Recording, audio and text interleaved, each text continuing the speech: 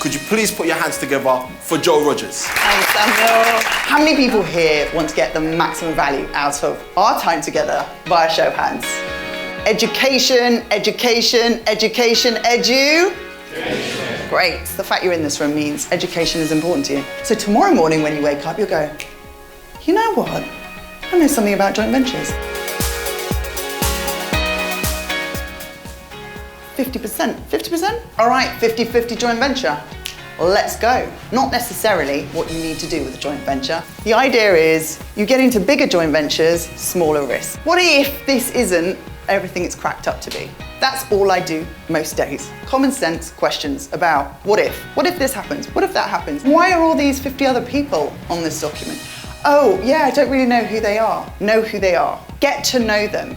Get to know everything about them as much as you can and record it. When we are in the crux of the deal and Chris and I are excited because we've got this deal and the property is coming, and suddenly those sorts of decisions just go out of your mind.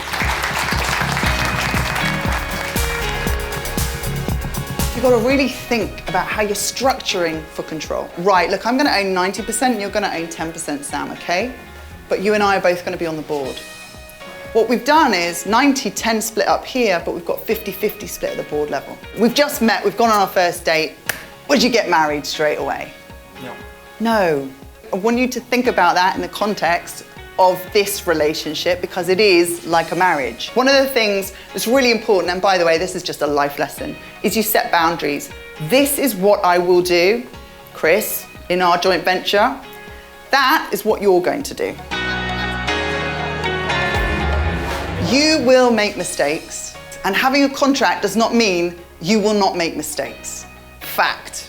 And my job in any contract, for example, if that's 100% of the risk, my job is to bring the level of the risk down. When you think you both understand each other, you don't until it's in writing. You'd be surprised how many people do not read their contracts, do not understand, even if they're the ones giving the contracts. So I would say, if you don't understand it, what do?